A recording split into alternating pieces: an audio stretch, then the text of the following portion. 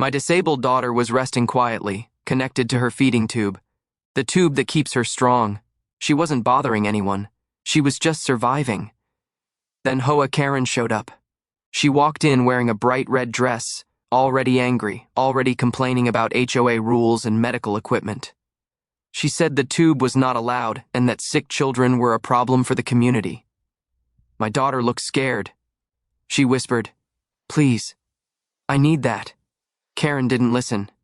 Moments later, alarms sounded, and we knew something was wrong.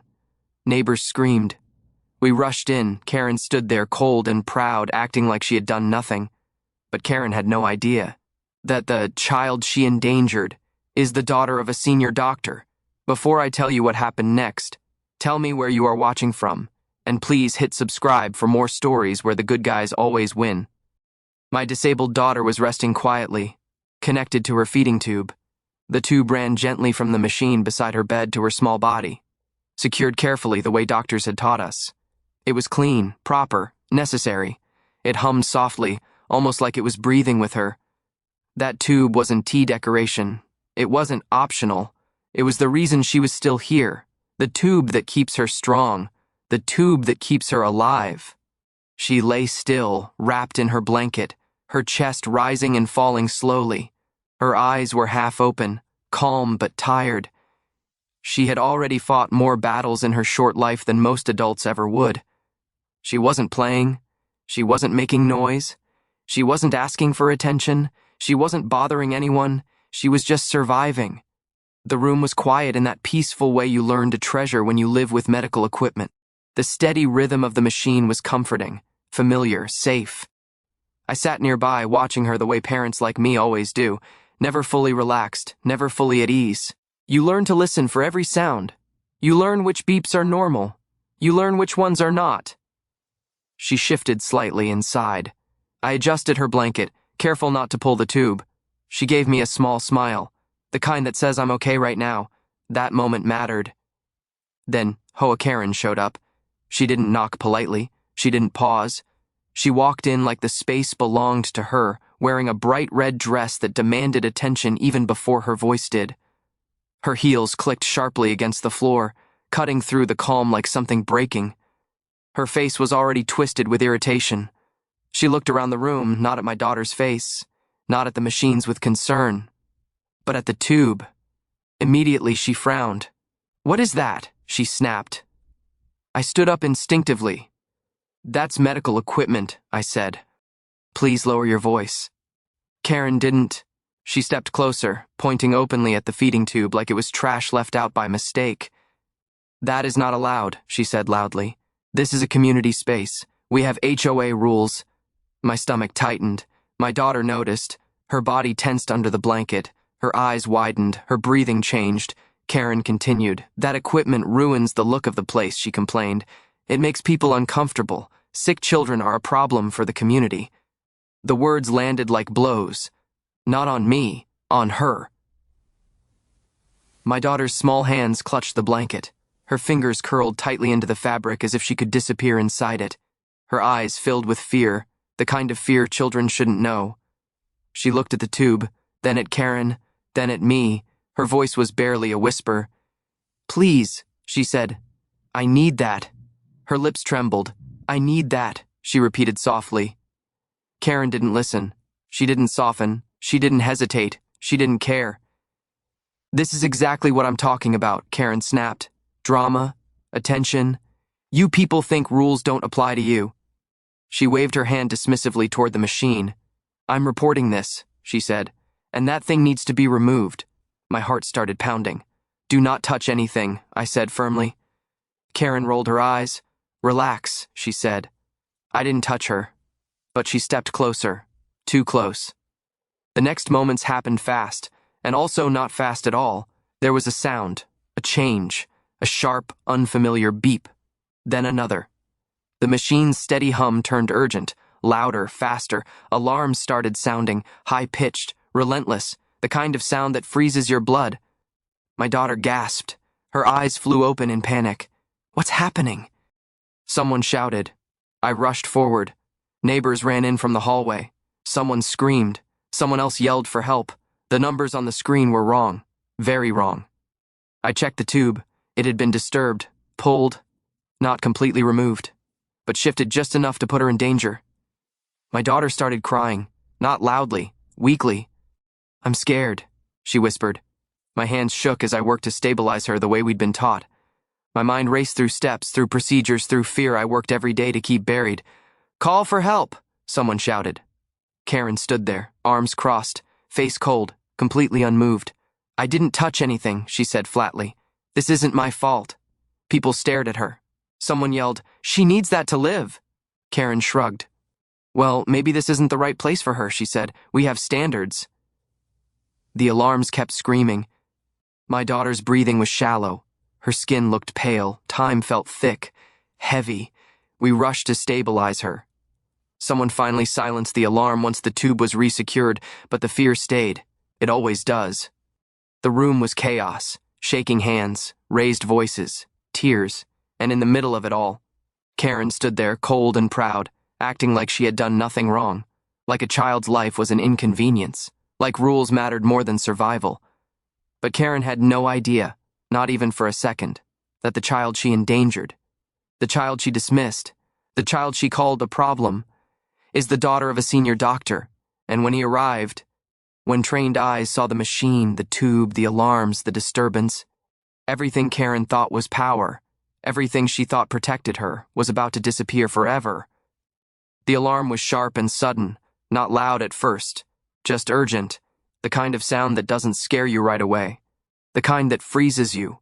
For half a second, my brain didn't understand what my ears were hearing.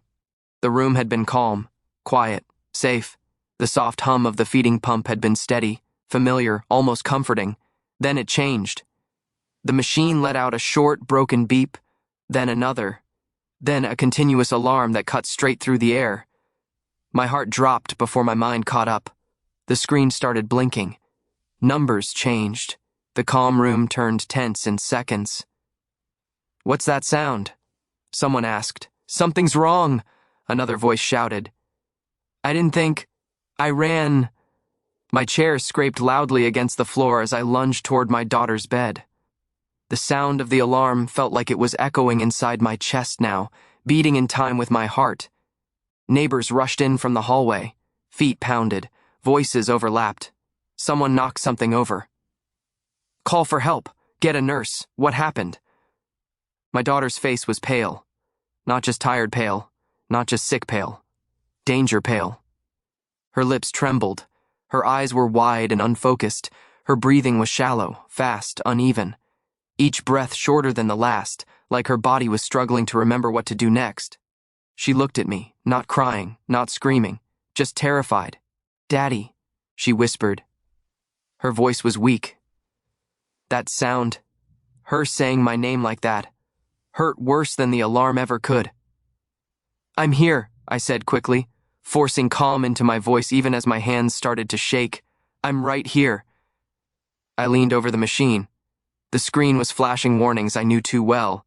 Flow interruption, pressure change, delivery error. I checked the line. My fingers moved fast, trained by years of repetition and fear. The tube wasn't where it should be. It had been disturbed, pulled, not ripped out completely, but shifted just enough to cause danger, just enough to trigger the alarm. My stomach twisted. "That's not right," I muttered. I followed the tube with my fingers, tracing it back carefully, terrified of making it worse. The connection wasn't secure anymore. The tape that had held it firmly in place was loosened. The line hung at a slightly wrong angle, an angle I had learned to recognize instantly, an angle that meant risk. My daughter whimpered. Her chest rose and fell unevenly. "I'm scared," she whispered. "I know," I said, leaning closer. "I know. Stay with me." Around us, the room felt like it was shrinking. Someone was crying. Someone was pacing. Someone yelled again for help. A phone was raised. I heard someone say this shouldn't be happening. I tried to focus. Step 1, check the connection. Step 2, stabilize the line. Step 3, reset the flow. I worked carefully, slowly, even though every part of me wanted to rush. One wrong move could make things worse. I had learned that lesson the hard way long ago. The alarm kept screaming, high-pitched, relentless, unforgiving. My daughter's hands trembled under the blanket. Her eyes never left my face. She was watching me for answers, for safety, for reassurance. I forced myself to meet her gaze. "Look at me," I said softly. "Just look at me." She did. Her eyes were glassy with fear. "I need you to breathe with me," I said, "okay? Just like we practiced." I breathed slowly, exaggerating each inhale and exhale so she could follow. She tried to match me. Her breathing hitched, then stuttered, then finally slowed just a little. Around us, time felt warped. Seconds stretched into minutes. The alarm felt louder with every heartbeat. Someone shouted, "Can you turn it off?" "Not yet," I snapped without meaning to.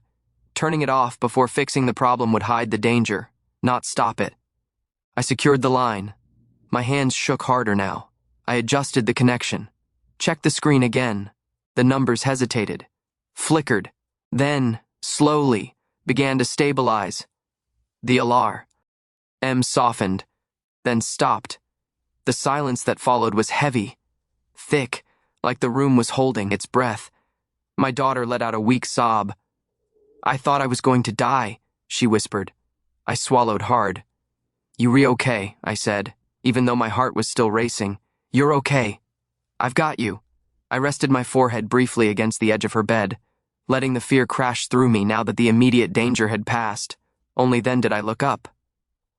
Karen was standing a few steps away, arms crossed, face blank, no panic, no concern, no fear. She didn't look shaken.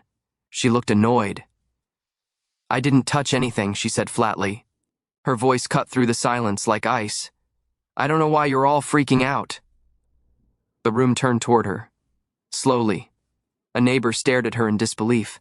Another whispered, "Are you serious? I didn't speak. I couldn't." I was still kneeling beside my daughter, one hand resting gently on her arm, feeling the fragile warmth of her skin, reminding myself she was still here. Karen shrugged. "These machines are always beeping," she added. "It's not my fault." Someone snapped, "She needs that to live." Karen rolled her eyes. "That's not my problem," she replied. "If she's that sick, maybe she shouldn't be in a shared space." The words landed like poison. My daughter heard them. I saw it in her eyes. Confusion. Fear. Shame. Like she was being blamed for almost dying. I stood up slowly. Not angrily. Carefully. I didn't shout. I didn't threaten. I just said very clearly, "Get away from my child." Karen scoffed. "You're overreacting." But something had changed. The neighbors weren't silent anymore. They had heard the alarm, they had seen the panic, they had watched a child struggle to breathe, and they had seen Karen stand there, unmoved. Phones were still raised, recording, remembering. The fear in the room hadn't lied. That alarm wasn't a malfunction. It was a warning that something or someone had crossed a line. And Karen still had no idea that the child she dismissed as a problem, the child whose fear she ignored, the child whose alarm she shrugged off, was the daughter of a senior doctor, a man who would recognize exactly what had happened and who would never forget the sound of that alarm, or the person who stood cold and proud while it screamed. Karen started talking. She always did. The moment the alarm stopped screaming, the moment the room went quiet enough to hear people breathing, again, Karen filled the space with her voice. Not with concern, not with questions. With excuses. "I was enforcing HOA rules," she said sharply. She said it like that explained everything. Like those words were a shield. Like saying rules made fear disappear. People stared at her, not angry at first, just stunned. The kind of silence that happens when someone says something so wrong, no one knows where to begin correcting it. Karen mistook that silence for attention. "That equipment isn't approved," she continued, pointing toward the feeding tube. "It's not on any HOA list. It's unsightly, unsightly." The word hung in the air, the machine that kept my daughter alive, the tube that fed her, the quiet hum that had been our lifeline for years. Unsightly. A neighbor finally spoke. "She needs that," the woman said, her voice shaking. "That's medical equipment." Karen shrugged, a full careless shrug. "Rules are rules," she replied. "If we let one thing slide, everyone thinks they can do whatever they want." I felt my hands curl into fists before I realized it. My daughter was lying there, still pale, still shaken, still clutching her blanket like it was the only solid thing left in the world.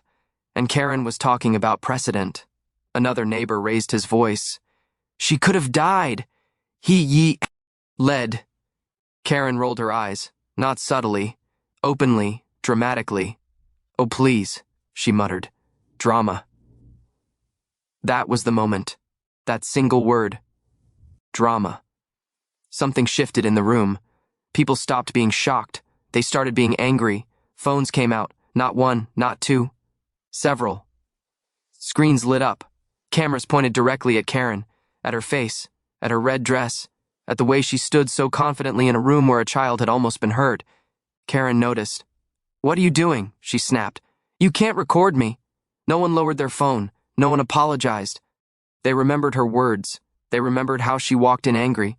They remembered her pointing at the tube. They remembered her saying sick children were a problem for the community. And now they were remembering her calling it drama. Karen's voice grew louder.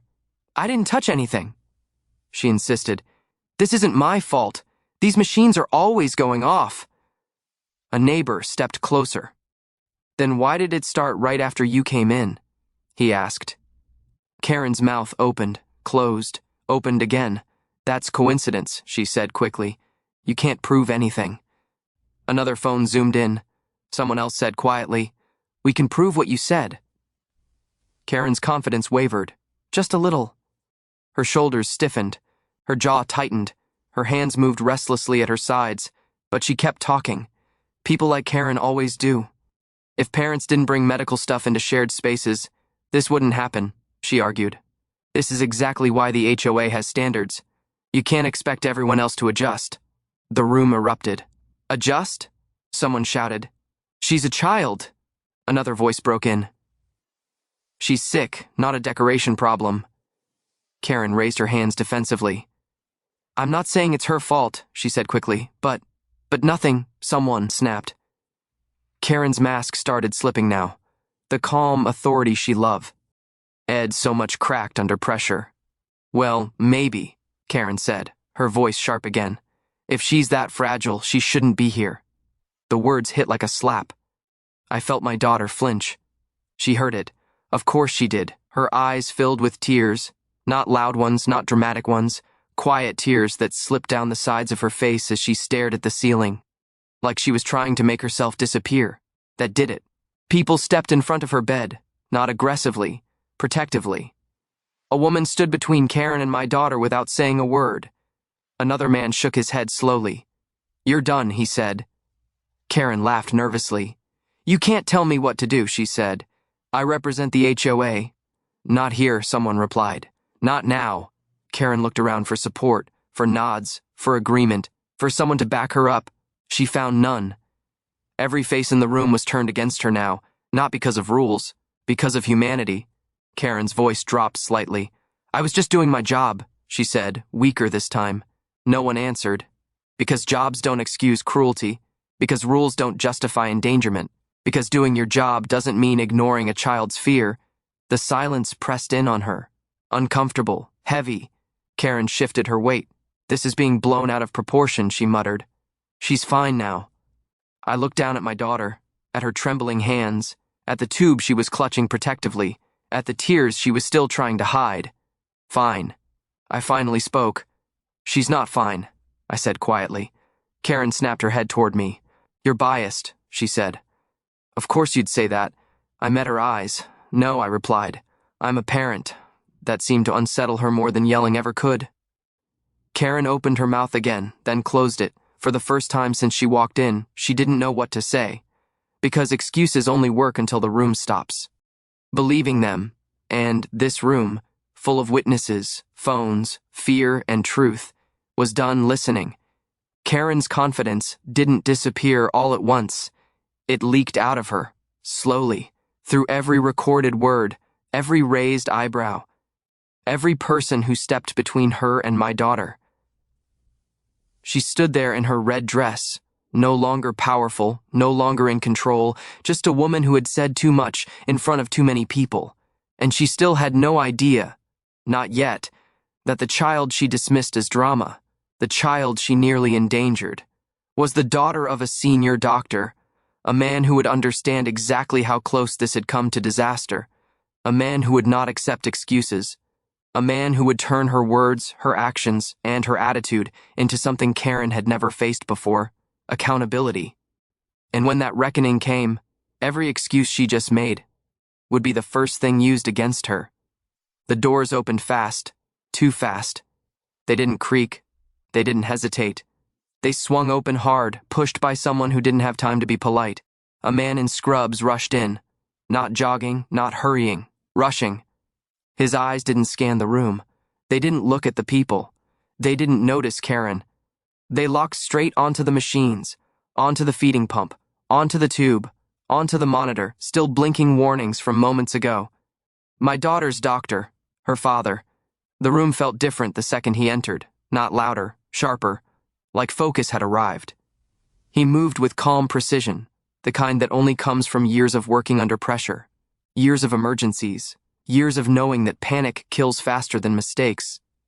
He didn't ask questions yet. He went straight to her, hands steady, movements efficient, breathing controlled. He checked the tube first, carefully, gently. His fingers followed the line the same way mine had, but with something more, an instinct sharpened by countless hours in operating rooms and intensive care units. His jaw tightened, just slightly. He checked the connection point, then the tape, then the angle. He didn't say anything, but his eyes darkened. He moved to the monitor next, checked the numbers, reviewed the alerts, scrolled through recent changes. He adjusted the settings, rechecked the flow. Only then did he look at my daughter's face. He leaned close. "Hey, sweetheart," he said softly. His voice changed completely when he spoke to her. Not the voice of a doctor, not the voice of authority, the voice of a father. She turned her head slightly. Her eyes found his. "Daddy," she whispered. Her voice cracked on the word. He swallowed hard, but his hands never shook. "I'm here," he said. "You're safe." He rested one hand gently on her arm, grounding her, letting her feel him there. Her breathing slowed just a little. Her shoulders relaxed a fraction. Only then, only after his child was stable, did he straighten up. The room was silent. Everyone felt it. The shift, the change in gravity. He turned slowly. His eyes moved across the room, over the neighbors, over the raised phones, over the scattered fear still hanging in the air. Then they landed on Karen. She stood near the wall, arms crossed, red dress still bright, still defiant. But something had changed in her posture. She noticed it too, the way he looked at her. Not angry, not loud, assessing. "What happened?" he asked. His voice was calm, quiet, controlled. It wasn't a question meant to invite excuses. It was a question meant to establish facts. Karen cleared her throat. She stepped forward slightly, sensing a chance to regain control. "I was enforcing HOA rules," she began. "That equipment isn't approved for common areas." He raised a hand, just slightly. She stopped mid-sentence. The room noticed that too. "Start over," he said calmly. "What happened?" "Ed to my daughter's feeding tube?" Karen blinked. She wasn't used to being interrupted. "Well," she said quickly, "I didn't touch anything. I just told them that." He stepped closer, not aggressively, deliberately. The space between them shrank. "Did the tube move?" he asked. Karen hesitated. I don't know," she said. "These machines malfunction all the time." He didn't respond right away. He walked back to the machine. He tapped the screen, scrolled, pointed. "These alarms are not random," he said calmly. "They're triggered by changes in flow and pressure." Karen crossed her arms tighter. "That doesn't mean—" He turned back to her. "When did the alarm start?" he asked. A neighbor answered before Karen could. Right after she came in, the woman said. Right after she pointed at the tube. Another voice added, "She was complaining about it." Karen snapped, "That's not proof." The doctor didn't raise his voice. He didn't argue. He asked another question. "Was the tube secure before you arrived?" "Yes," I said immediately. "It was stable. It always is." He nodded once. Then he looked back at Karen. "Medical feeding tubes do not shift on their own," he said. "They are disturbed. Karen's face flushed. I didn't pull it, she insisted. I didn't even touch it. He held her gaze. You don't need to remove it completely to cause danger, he said evenly. A partial disturbance is enough. The room went very quiet. Karen's confidence wavered. Just a little. I was just doing my job, she said weakly. These things shouldn't be out in the open. The doctor took a breath. A slow one. Measured. Then he spoke. You are not qualified, he said, to decide what medical equipment is necessary. Karen opened her mouth. He didn't let her speak. You are not authorized, he continued, to interfere with life-sustaining care. Karen's lips pressed together. And you are. Absolutely not permitted, he finished, to intimidate a child receiving medical treatment. The words landed one by one, each heavier than the last. Karen tried again. I was enforcing HOA policy. He cut her off. HOA policy does not override medical necessity, he said, and it does not excuse endangerment. Someone near the doorway whispered, He's right. Karen's voice rose. You're overreacting, she snapped.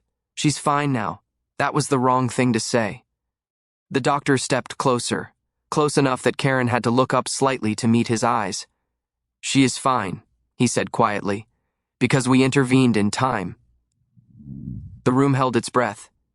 If we hadn't, he continued, this conversation would be very different. Karen swallowed. Her arms dropped to her sides. You endangered my child, he said. One sentence, no shouting, no insults, no drama, just truth. The room went silent. Not awkward silence.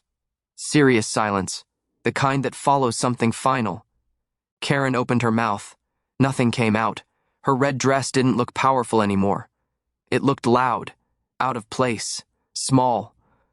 The doctor turned away from her without another word. He went back to his daughter's bedside. He adjusted her blanket, checked her breathing again, smoothed her hair gently.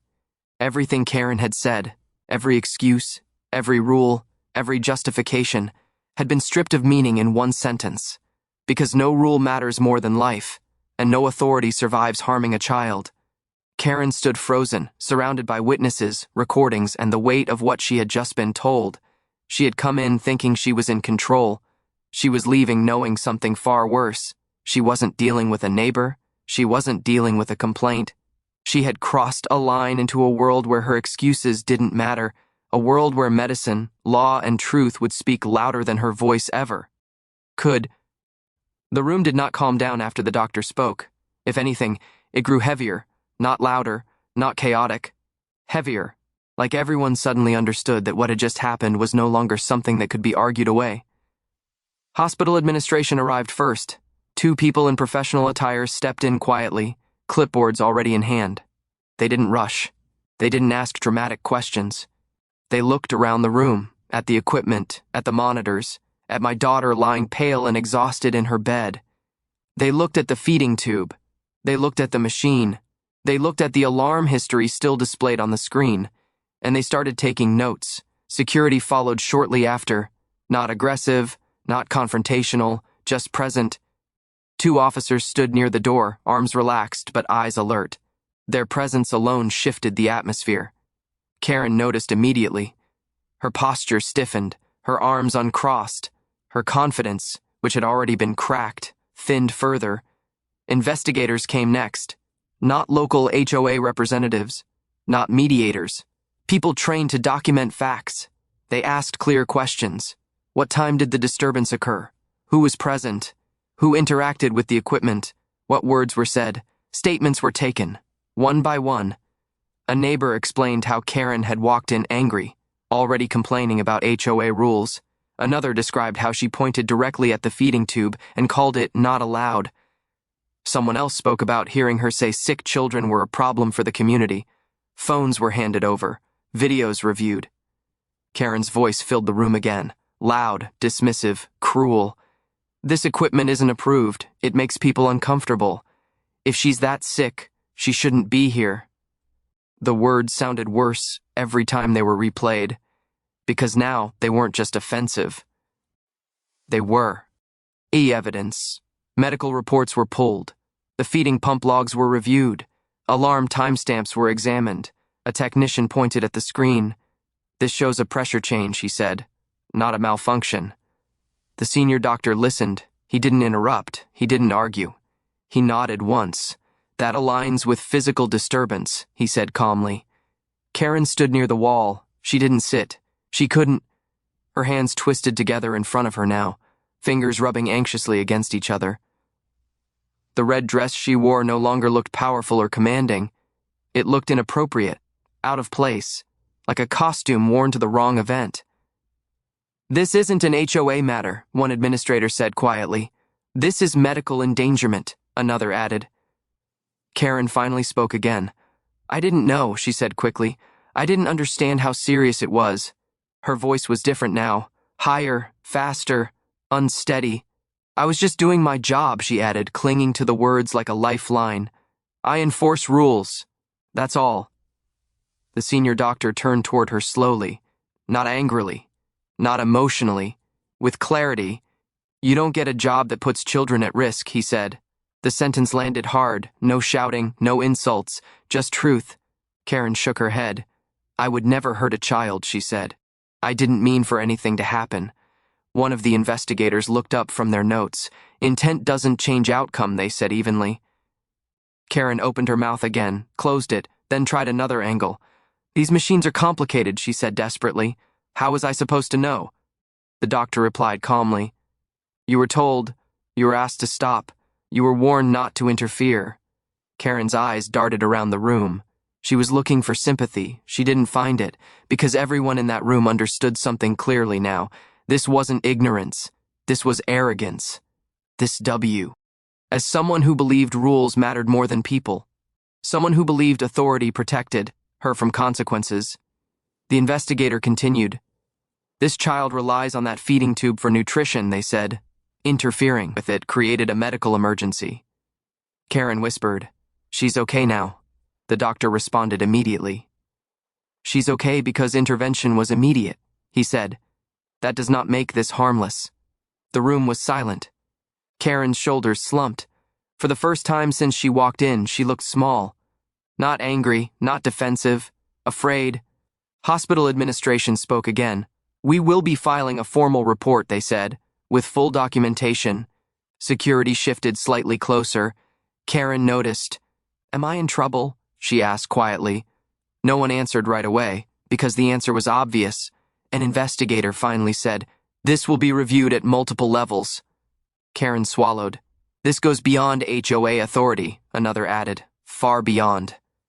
Karen's voice cracked. "I was just trying to keep standards," she said weakly. The doctor looked at her one last time. "Standards exist to protect people," he said, "not endanger them." He turned away, back to his daughter. He adjusted her blanket, checked her breathing again, spoke softly to her.